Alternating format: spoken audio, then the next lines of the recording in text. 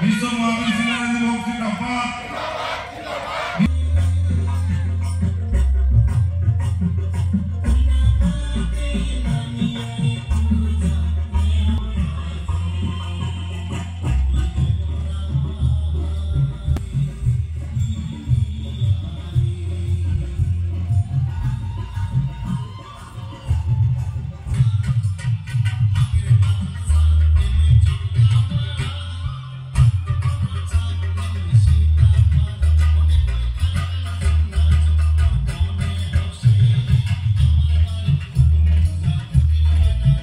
বিশ্ব মহাবীৰ শিলাৰায় দিৱস এইবেলি 515 সংখ্যক শিলাৰায় দিৱস কোচ ৰাজবংশী ঐক্য মঞ্চৰ উদ্যোগত বঙাইগাঁও জিলাৰ যোগীঘোপা খৰাগাঁৱৰ ৰাজহুৱা খেলপথাৰত অনুষ্ঠিত কৰিছে এইবেলি বিশ্ব মহাবীৰ শিলাৰায় দিৱস।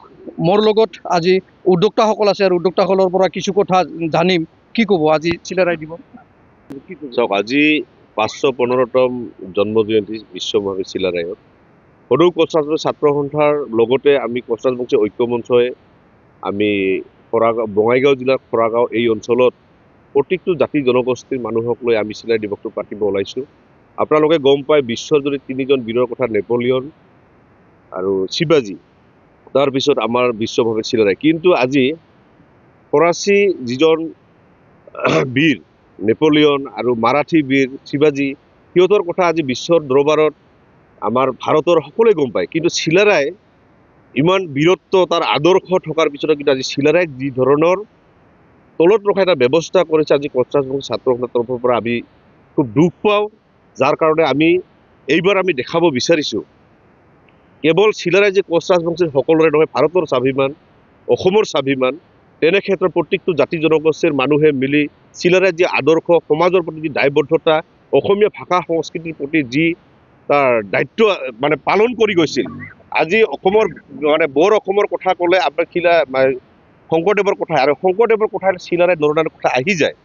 আজি লাচিতে যেনেকৈ শৰাইঘাটৰ ৰণত জিকাই অসমখনক বচাই, তেনে এটা আজি শংকৰদেৱক কোচ ৰাজ্যত থাকিব দি ইয়াত ভাষা সংস্কৃতি ইয়াত মানে প্ৰচাৰ প্ৰসাৰ কৰাৰ কাৰণে যিখিনি সুবিধা কৰিছে তাত কিন্তু শিলাৰায়ৰ অন্যতম গুণ।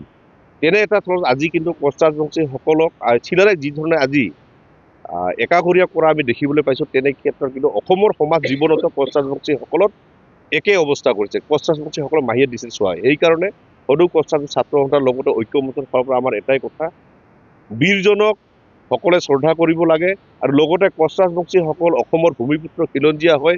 এই ভূমিপুত্ৰ খিলঞ্জীয়াসকলৰ ওপৰত বাৰে বাৰে যে অন্যায় অত্যাচাৰ চৰকাৰে যি ধৰণে কৰিব বিচাৰি আছে, আমাৰ যিখিনি মূল দাবী সেই দাবীখিনি পূৰণ কৰাৰ ক্ষেত্ৰত বাৰে বাৰে ৰাজনৈতিক বৈতৰণি পাৰ কৰাৰ ক্ষেত্ৰত কেৱল ব্যৱহাৰ কৰিব বিচাৰে।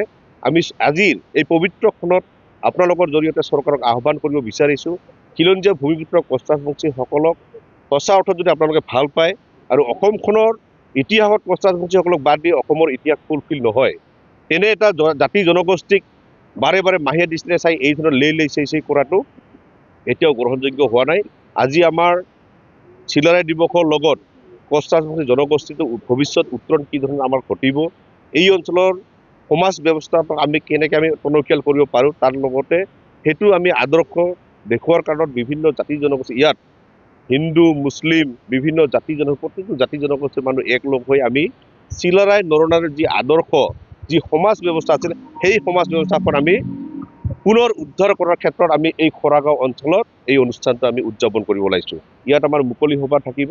এই মুকলি সভাত অসমৰ প্ৰত্যেকটো জাতি জনগোষ্ঠী যিবিলাক ছাত্ৰ সংগঠন নেতৃত্বক আমি ইয়াত মাতিছোঁ, সদৌ অসম ছাত্ৰ সন্থাৰ মুখ্য উপদেষ্টাক আমি ইয়াত মাতিছোঁ, অসম চৰকাৰৰ নেতৃত্ববৰ্গক আমি মাতিছোঁ। আমাৰ কথা হ'ল শিলাৰায়ৰ যি ভাৱমূৰ্তি, যি আদৰ্শ, সেই আদৰ্শ ভাৱমূৰ্তিখিনি অসমৰ প্ৰতিটো প্ৰান্তত বিয়পি পৰিব লাগে, সেইটোৱে আমি কামনা কৰোঁ।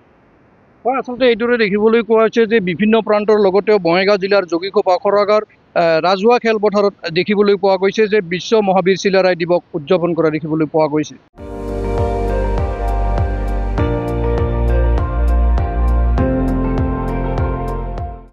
আপুনি চাই আছে ND24, সৰ্বশ্ৰেষ্ঠ নহয় সৰ্বোত্তমৰ দৌৰ।